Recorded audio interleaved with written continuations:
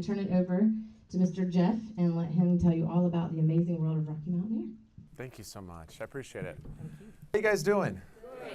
Excellent. So my name's Jeff, as Angela just said, and thank you so much for your time this evening.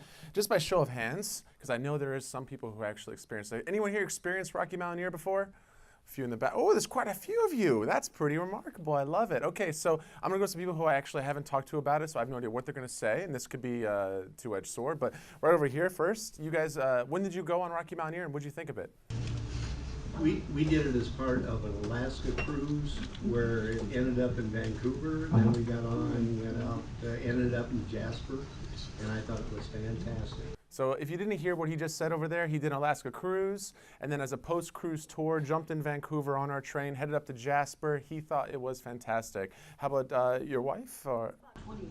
How many years ago? No. What did you think about it? 20 years ago we did it. 20 years ago. Oh my goodness. What'd you think? Time to do it again. Fantastic. Fantastic. I love it. And over here on this side of the room, there were some people. Yes, sir. What'd you think of it? Actually, we did the reverse. Did the reverse? We did Banff to Vancouver on the Rocky Mountaineer, and then we did an Alaska cruise.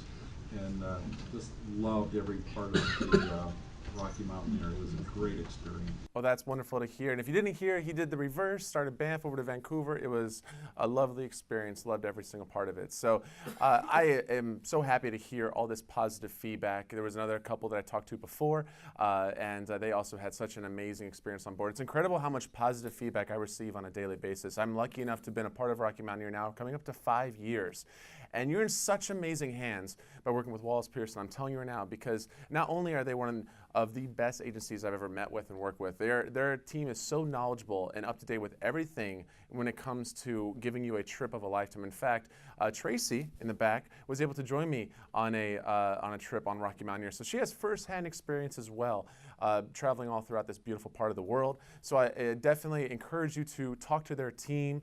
I'm pretty sure there's no question they can't answer, and mind you, I'm in their back pocket to utilize, so if there's anything they ever need, they don't have to go far to get those answers. But they really are extremely good at what they do, and I seriously think you're in such amazing hands. So now over to Rocky Mountaineer.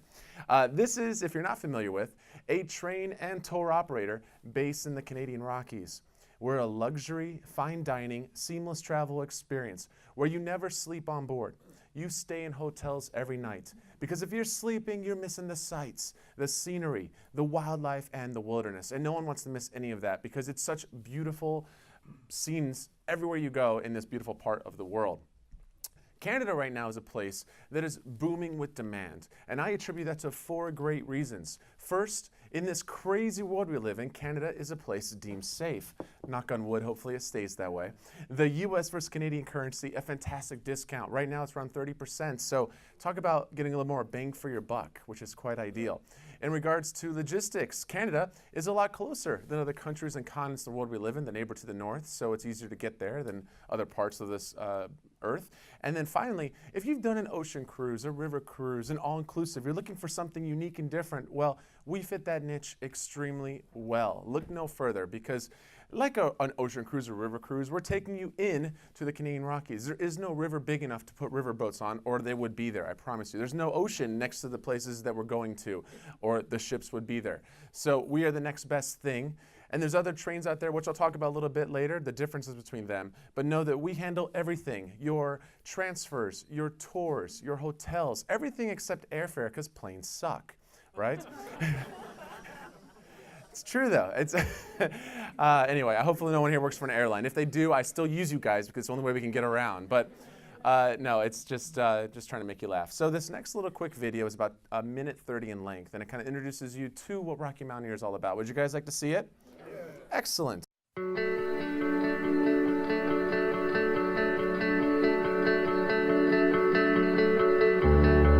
We are Rocky Mountaineer. We are bigger than a train ride. We are a life-changing experience that's become synonymous with iconic travel around the world. With each departure, we give people the space and widened perspective to escape from everyday distraction and reconnect with the things that matter. We bring everyone together to share an experience that makes us all feel richer through deeper human connections and a celebration of being in the moment. Our authentic, warm, open spirit helps people recharge in the face of beauty, providing a tonic for the soul. We immerse people in awe-inspiring nature to give them one of the most meaningful times of their lives. It's our relentless pursuit of excellence and unparalleled service that will give every guest the luxury of not having to worry about a single thing. We will continue to create space for enriching connections for all our guests, ultimately delivering one of the world's great life experiences. This is Rocky Mountaineer.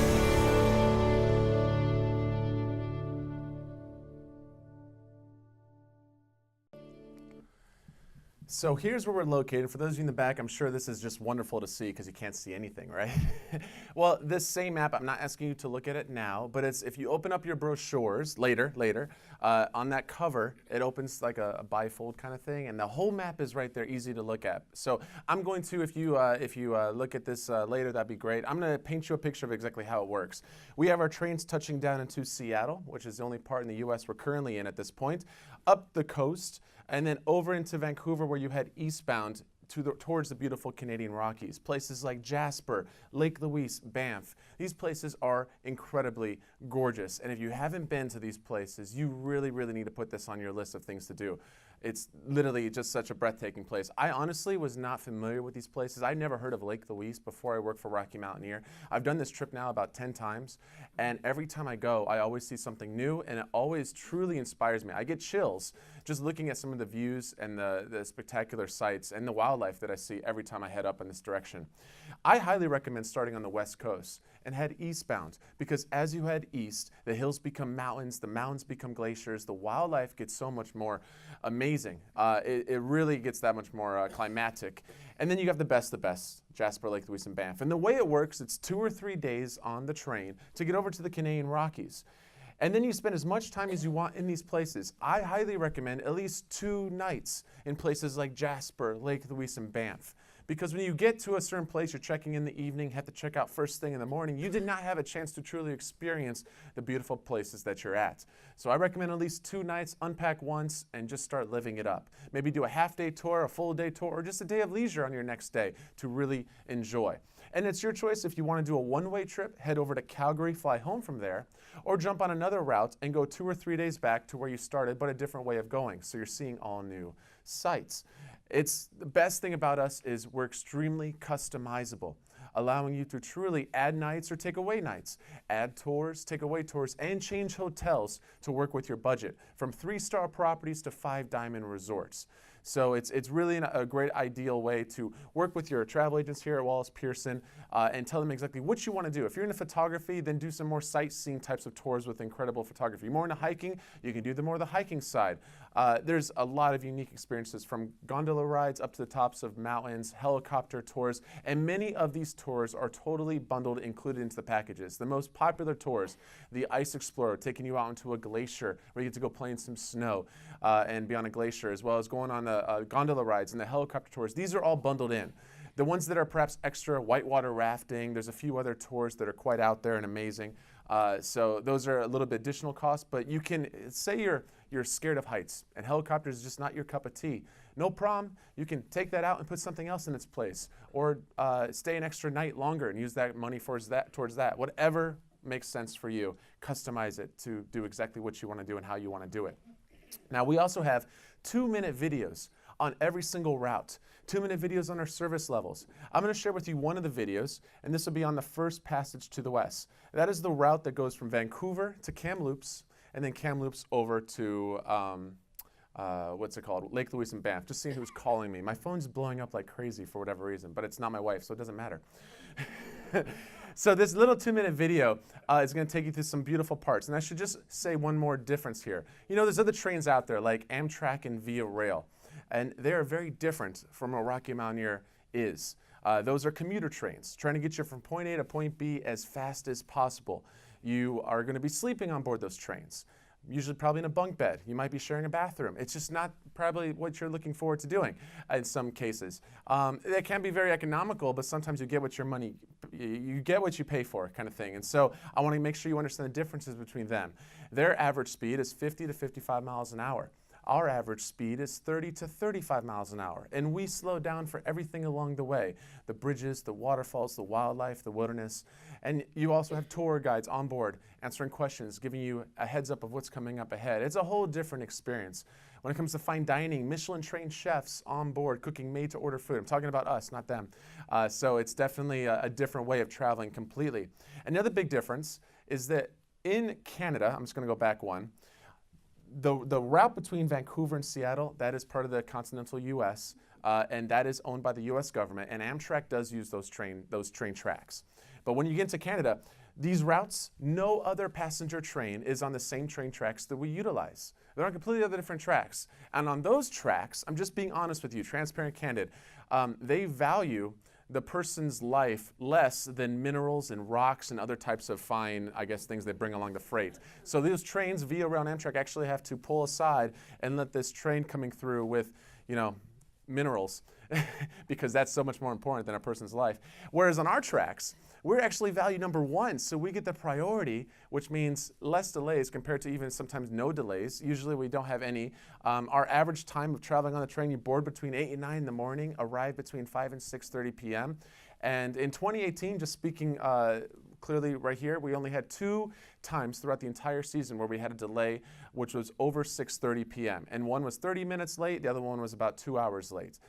So that's a pretty good experience compared to the other tracks where Via Rail was over 24 hours late and there was a bunch of people who missed their cruise. So it's definitely a whole different way of experiencing things. And lastly, I'd like to say, we're not the only trains on the tracks that we utilize. We do share it with other freight cars. Freight carrying automobiles, produce, grain, wheat, and barley.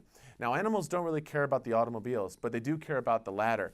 And when you're traveling through, we've been in business now coming up to 30 years. We've literally trained these animals to think, hey, if we hear a train, it's breakfast, lunch, or dinner time. They come out of the woods, out of the riverbeds, out of the mountains, literally, and it will be like a train safari at times. And I'm going to talk to you after the quick little video about some of the times I went to go to see the most wildlife, if you're interested in that. So here's a quick little 2-minute video on the beautiful first passage to the west.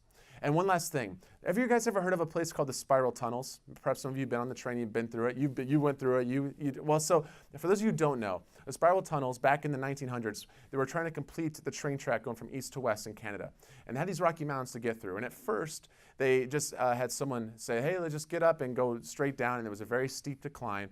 And as a result, a lot of trains, they burnt their brakes out, and there was accidents all the time, a lot of problems. So an engineer developed this series of spiral tunnels where so you have a train going through the base of a rocky mountain, and it spirals inside the mountain, comes out, and now you're 500 feet above going around the edge of the mountain. Then you go through another tunnel, spiraling yet again, you come out, and now on the other side of the mountain, you have the other view. So the train actually switched sides, so the views always change from left to right until you get to the top where you're about 1,500, no, it's actually 2,000 feet above, and you're looking down. And there's a part in this video, you'll see the top of a tree. It either goes from this side to this side or this side to this side, but you'll see it's about maybe a couple seconds where you're at the top of these Rocky Mountains, and it's just a beautiful, awe-inspiring view that you'll never forget.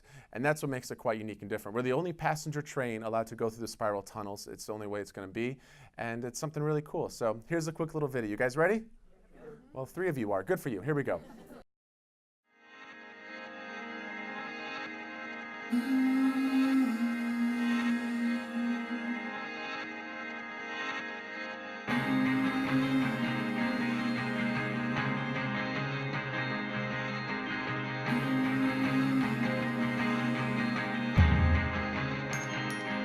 As the vibrancy of Vancouver slowly evaporates in the distance, the majestic coast mountains rise up to greet you. And you find yourself on a historic journey that retraces the route of the great 19th century explorers. Let your imagination travel along with the first pioneers, across rushing rivers, through magnificent canyons, alongside sheer rock faces. but with the unparalleled luxury and service the early explorers could never dream of.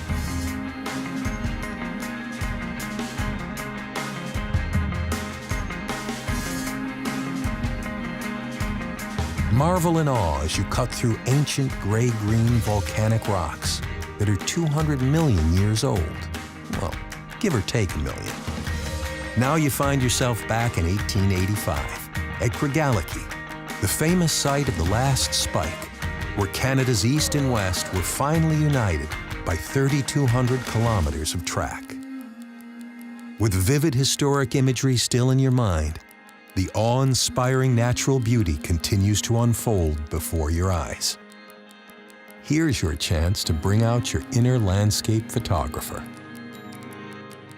Like those who came before you, your journey follows the Kicking Horse River deep into the breathtaking Canadian Rockies.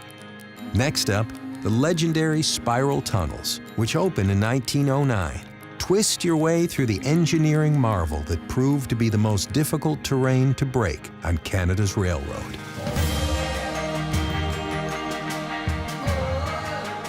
By now, you're as steeped in history as the vertical drops of the magnificent mountains you pass by. Postcard images continue to appear around every bend until eventually, world-famous Banff comes into view, and you're left wondering how it's possible to travel both forwards and backwards in time. The first passage to the west. Now, who says you can't travel through time?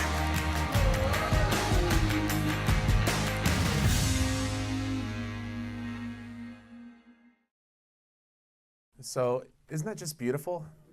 If you'd like to see any other videos, just definitely touch base with the Wallace Pearson team. They'll be able to share with you the links to these videos, and they'll be able to make sure you get everything you want. It's that simple. So they definitely have the access to all these videos that I just mentioned.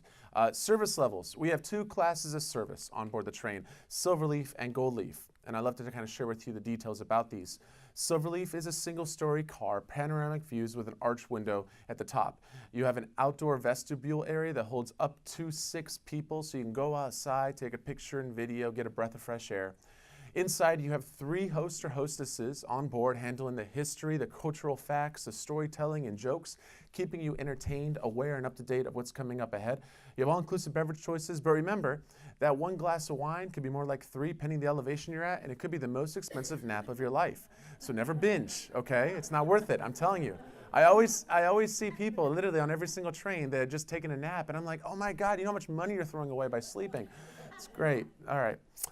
And over here, when it comes to the food, you have the chefs coming through the aisle, serving customizable food options plated at your seat. 1 to 2 appetizer options, 2 to 3 entree options that change daily for every single meal. Breakfast, lunch, sometimes dinner, pending your itinerary. And you're looking at salmon and beef tenderloin and chicken breasts and some really amazing food cooked by our Michelin-trained chefs on board. And then the hotels, 3 to 4 star properties. But remember what I said before, and it's not really well talked about in the brochure. They kind of put Silverleaf train with Silverleaf hotels and Goldleaf with Goldleaf hotels. Remember, it's not like that.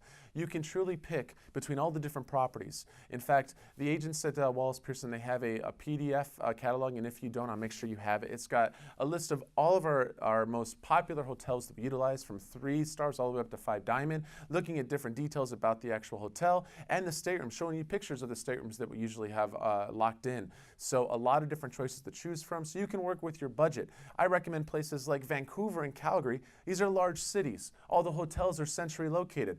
I recommend, if you're really trying to work on a tighter budget or you want to do more time in the Rockies, you know, stay at a Marriott, a Hampton Inn, a Holiday Inn, a Hyatt, a Sheraton. Or, and then when you get to Banff and Lake Louise and Jasper, maybe upgrade there to a Fairmont, the Rimrock, something that's even going to have so much more amenities and be that much more exciting to definitely look forward to.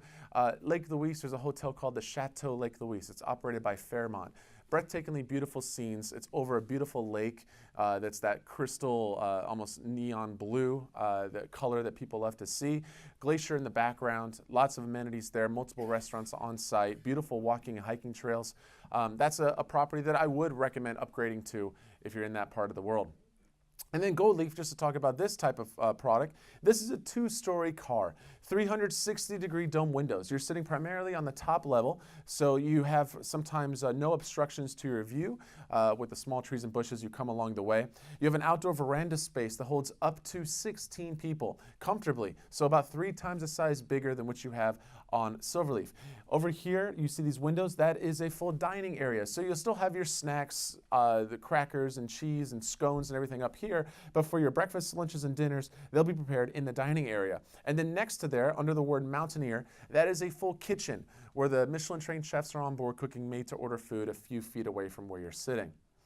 On board, you can see here, you are going to have 4 hosts as opposed to 3. All-inclusive beverage choices as well.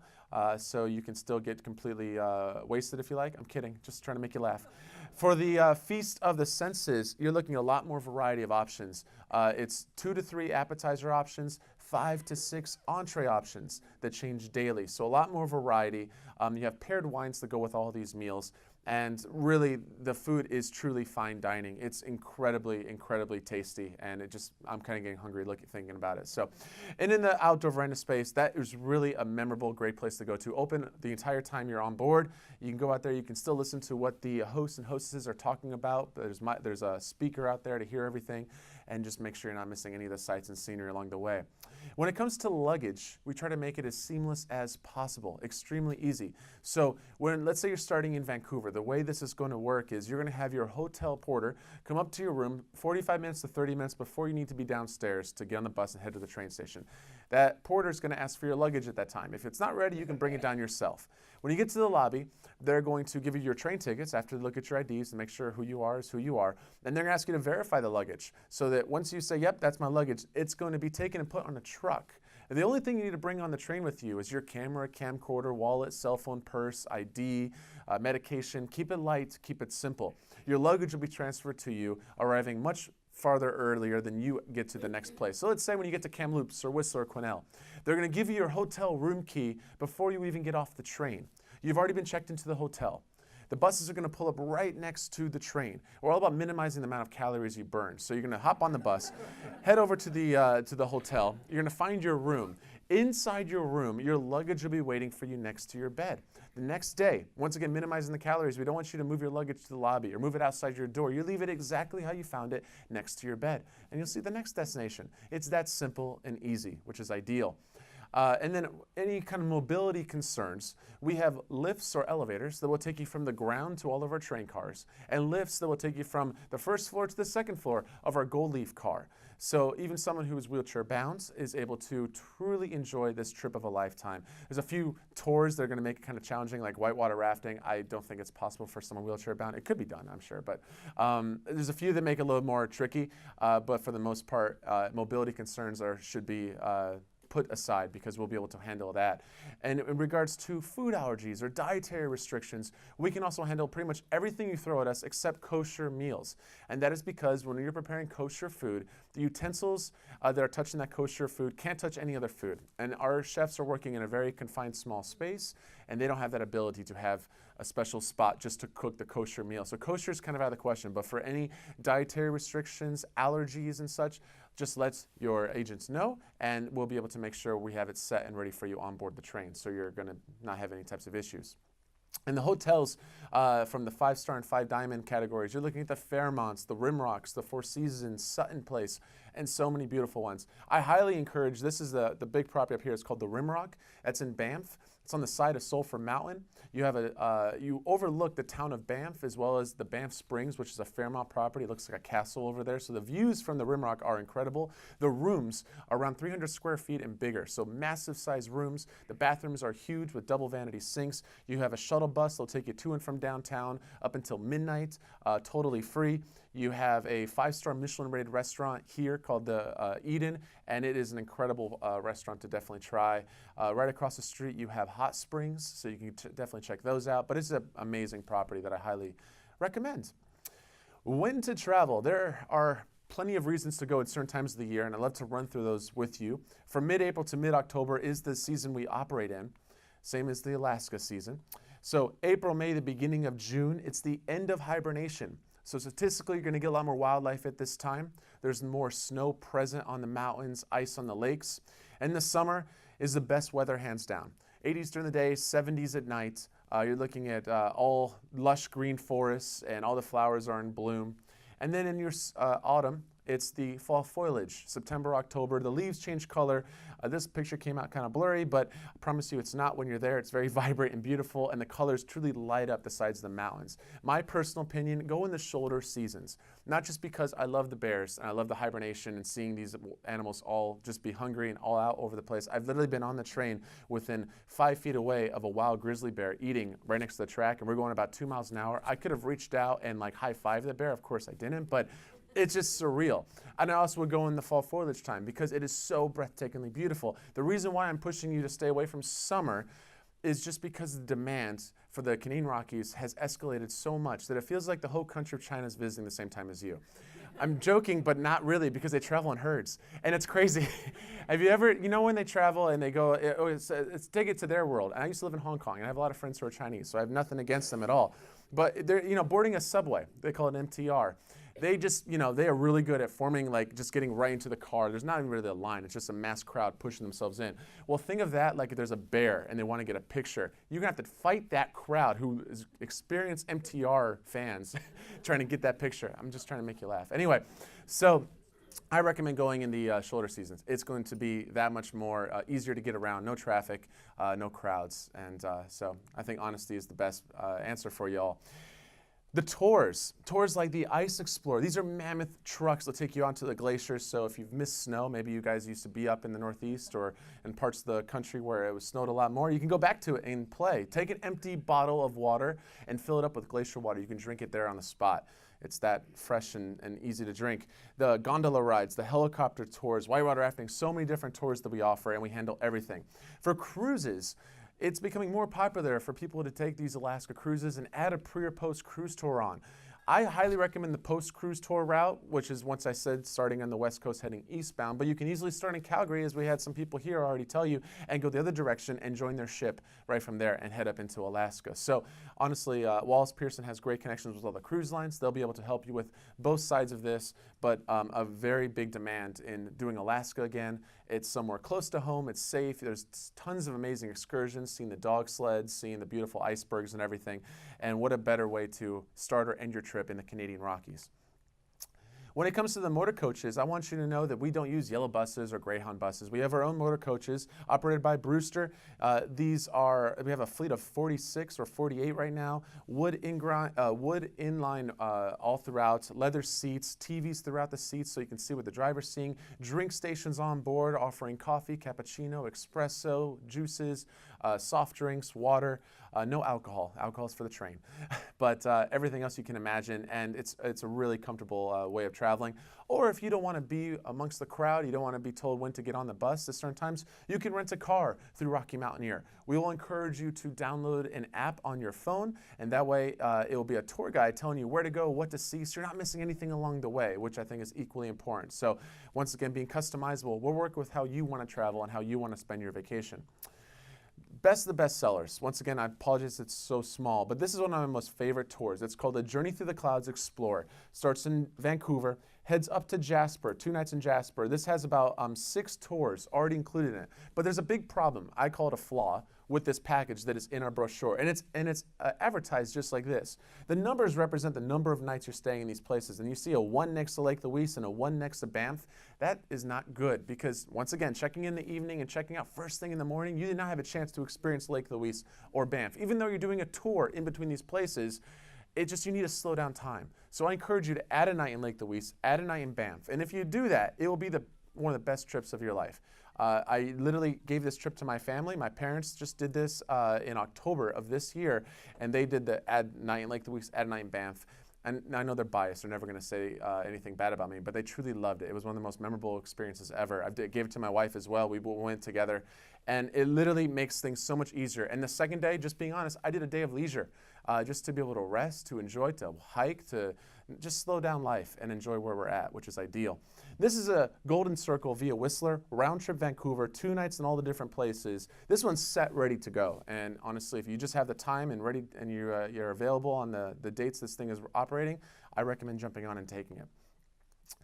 Now, I want you all to be aware that Rocky Mountaineer does not discount, we don't rebate. We don't work with companies like Costco, I'm sorry. I love Costco, it's fantastic, but we just don't discount whatsoever. All of our promos, if you can't see this because it's kind of blurry to me, it's always added value or onboard credit. And it's always the richest added value, and it only decreases as we get closer. So the current promotion we have right now is up to $600 USD per couple to use towards hotels, adding tours, adding dining, adding whatever you want. It's free money for you to use. I recommend the hotels, and that way you can add those night in Lake Louise, that night in Banff, and make one of the nights free and make the other night perhaps more economical. So it's a fantastic way to get a little more bang for your buck. This goes until December 21st.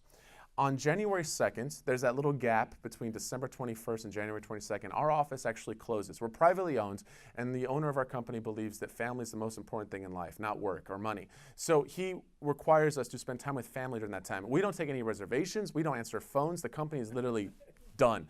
And so, yeah, it's a good thing though, right? It allows you to be like, yeah, I don't have to take my vacation time. It's like, I'm closed. So this will go to December 21st. And then on January 2nd, the newest promo starts. It will be up to $400 USD per couple. And then by the end of April, beginning of May, it will drop to around up to $200 USD per couple. So I'm highly encouraging you, just being very transparent, candid with you all. Our promos don't go for a day or a week. They go for 2 to 3 months at a time, and they only decrease. It's better to book earlier rather than later. That way you're able to get your #1 hotel choices, because once the hotels sell out on the dates you really want to go, I'm sorry, it's just like a cruise. The room's gone, the room's gone. We can't build another room. So unless you're very flexible on your dates, you can book later, but you're just missing out on free added value. So once again, I encourage you to book early so you're able to get exactly what you want and save more. In regards to our awards and recognition, have anyone here heard of a site called TripAdvisor, a place where people spew hate and anger and negative feedback, right? Well, we've been given the Certificate of Excellence for Customer Service over the past 18 years in a row on TripAdvisor. National Geographic has given us Best Train Trip to Take for the past 2 years in a row. In fact, we have more awards and accolades than the Orient Express. What does it mean to you? Hopefully, peace of mind.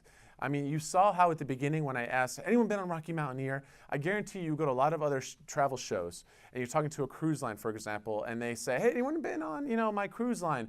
They're not going to open it up and say, what'd you think? Because that could turn to such a negative answer right there. I've literally only heard one time, I'm being honest with you, in the 5 years, there was only one time a person stood up and said it was the worst experience of my life, blah, blah, starts going at me, and I'm like, whoa, I did not see this coming, and it was bigger than you. It was about a couple hundred people.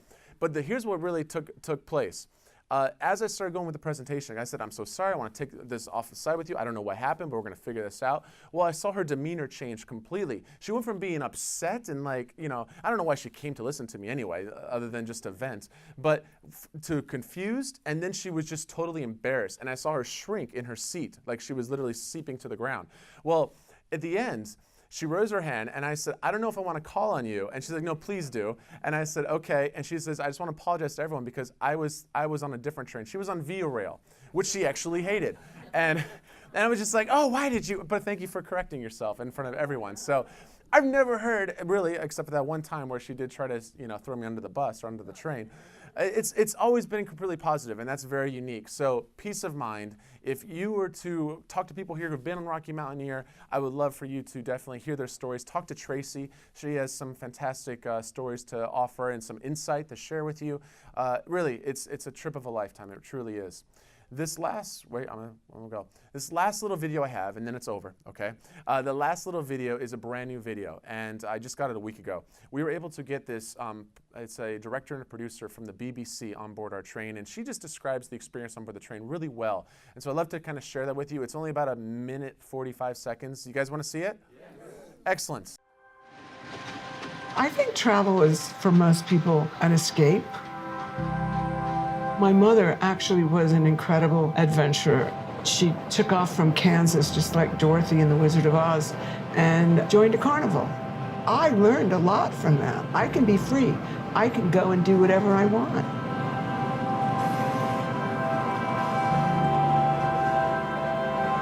I've done a lot of traveling in my life, but it's mostly been for work. So I haven't taken the time to really appreciate the real meaning of travel.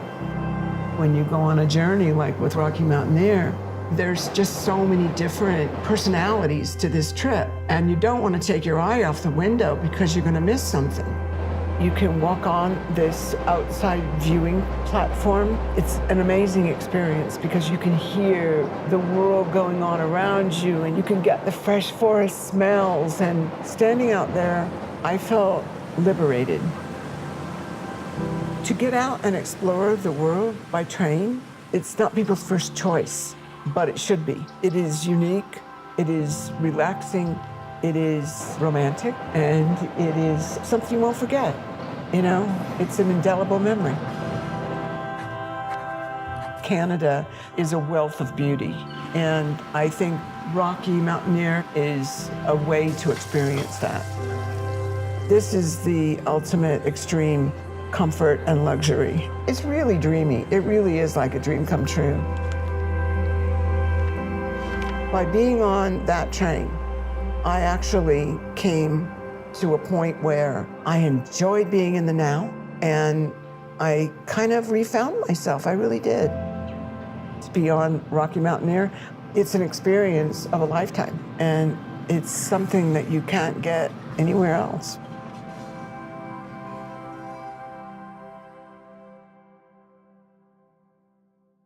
Okay, so now any questions? No such thing as a bad one, honestly. Right here.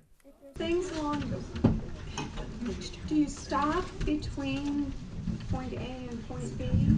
So her question is, do you stop between point A and point B? The answer is no. Could you imagine stopping and saying, okay, you guys have 15 minutes or the train's leaving, and you know, it'd be a mess. So no, we do slow down to sometimes less than 5 miles an hour for the bridges, the waterfalls, and the wildlife and everything, but we will not stop. We really try to maintain a certain pace so that you're always traveling during the daylight hours and you're arriving before it gets dark. So we arrive, our goal for the most popular routes is right between 5 and 6:30 p.m. And that's how that works, yeah. Other questions? Yeah. Yes. If we wanted to take an extra day here or there, the train goes on, you get on the next train that comes by? So if you want to spend a couple more days in certain places, the train goes on, another train comes by. Here's how it works. Let's say you're starting in Vancouver, once again, just to be example purposes. There are a few places that are only one night only. That's Whistler, Quesnel, and Kamloops. Those, if you go back to the map on inside your brochure, you'll see those are colored differently. Let me just see what color they are. Open this up right here, if you would, for me. Front cover.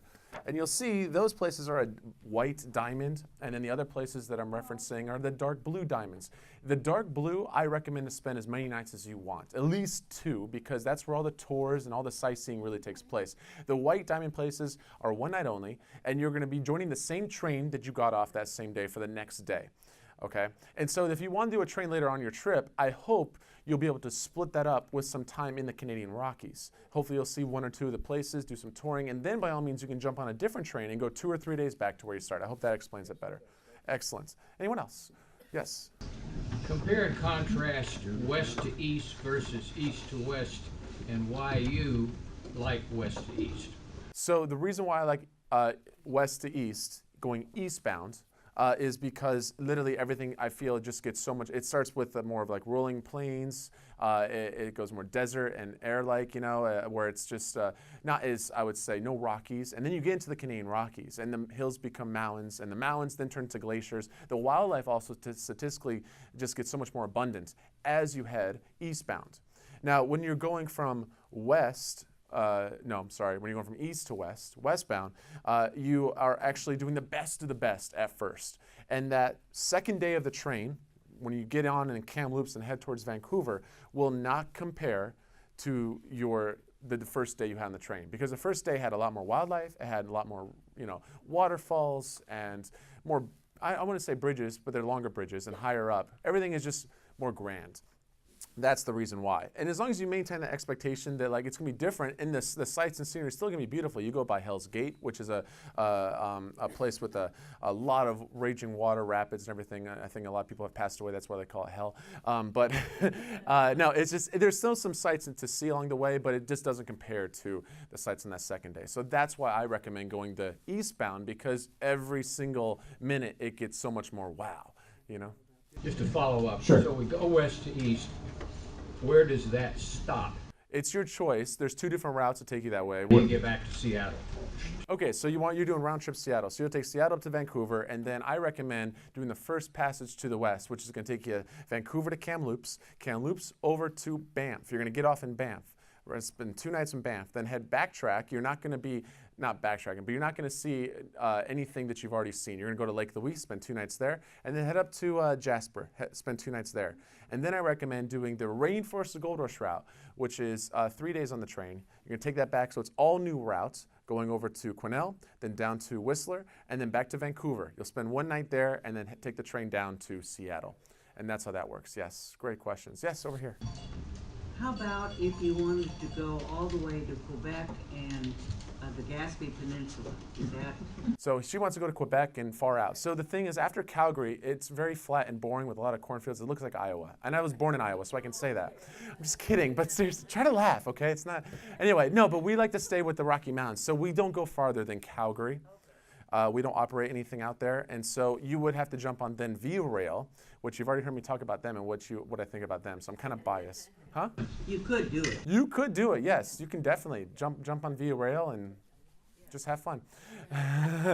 So, but no, we don't go out that direction. It's wheat farms, yeah. It's exciting stuff, I know. Exciting. So with that, any other last minute questions? And I'll still be around to answer some more, but. Yes, when the train leaves in the morning, what time do I have to get up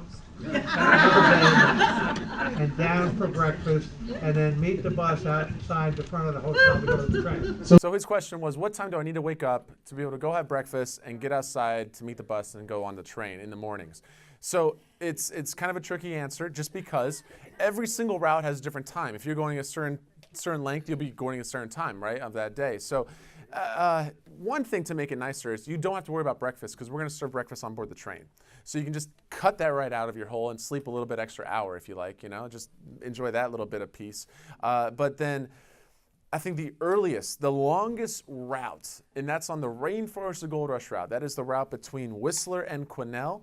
That train leaves at around 7 in the morning. So you're going to be getting up at around 5:30. I'm just being honest. I know it's like, ooh, all right, but I'm just being very honest. And then you get there around 7 p.m. It's a long day. But then the majority of the routes that are between Vancouver and the Canadian Rockies, which goes Vancouver to Kamloops, Kamloops to Jasper or Lake Louise and Banff, they all board the train around 8 to 9 in the morning to get on the bus, pending which hotel you're at, because the buses are going to pick you up along the way, depending, you know, if you're the first stop or the second stop or the last stop. It's ranging, where I usually am picked up at the hotels at around 7:30, 7:45. I've even gotten picked up at 8. I think 8's the last stop. So it's around that time. So imagine you're getting up around 7 a.m. Okay, and that's just me because I'm a guy. It's real simple, but I don't know about women though. So I hope that helps in a little bit. At least you can take breakfast and have it on the train. Don't have to worry about that. I have the opposite question. The opposite. Skip that one day you get up at 5:30. Do you have a nice group of runners and walkers who want to do like 3 or 4 miles before breakfast? Do you have a group of runners who want to do 3 or 4 miles before breakfast? Maybe, I don't know. No, honestly, like, because it's always different. Now, I mean, yeah, the city like Vancouver has so many different groups and everything that are, you know, you could perhaps look online and find perhaps a group that does that every morning, but we do not have a organized event of that such to be able to say, hey, any guests who want to run 6 miles this morning, you know, we're meeting here and doing that. We don't have it yet. It could come. But no, but there's definitely a lot of groups that you can find through social media and other ways to be able to get a part of that and be able to jump a part of that and run forever. Okay, well, we'll do one more, and then I'll be here to answer other questions, so you all can then go out and get some more drinks or then carry on your way, and I last question, go ahead. It looked like your typical train had 3 gold leaf cars and 3 silver leaf cars. Is that the norm? Or? No. So his question was, is usually your typical train has 3 gold leaf, 3 silver leaf. It's not like that at all. We put the train cars on by how much are sold. Sometimes it's 1 silver leaf and all gold leaf. The train is average 500 to 600 people per train. The most that we can put on there is 850, because then that train's gonna have issues getting up the mountain. It's just serious. It's about gravity and weight. I also want to mention one thing that I didn't do before. We are putting you in seats that are mandatory assigned, but we don't just throw you on there wherever we like. We look at the psychographics, demographics, and geography of every single guest that comes on board. So for example, let's say we're talking to a multi-generational family. We're going to put one family next to another family so the kids can interact, have similar interests. The parents can be like, what did we get ourselves into? And same for, and I'm trying to be politically correct because I don't know where everyone comes here from, but there's sometimes in cases, like let's take Australian for example, an Aussie. There's 1 or 2 Aussies out there that love to drink and be loud, just 1 or 2. We're not going to put an Aussie next to someone, let's say for example, because there's 1 or 2 people I've met before from Wales that are very subdued and quiet. Those personalities are going to clash and it's going to be a war. So we instead are not trying to stereotype, but we are. It works out to our advantage in so many ways, so we're able to truly make the socialization aspect on board just that much more seamless. So that's how it works on board the train. So hope you like that. Well, thank you all again for your time. Thank you, Wallace Pearson. Please reach out to them for anything you ever need. They have all the resources, all the information you need to know. It was such a pleasure. Have a wonderful night, and hope you go on Rocky Mountaineer. Thank you. And for any other questions, you got the team at Wallace Pearson. They're all around. They can answer many things. You can also come to me, and I'm happy to answer anything you like.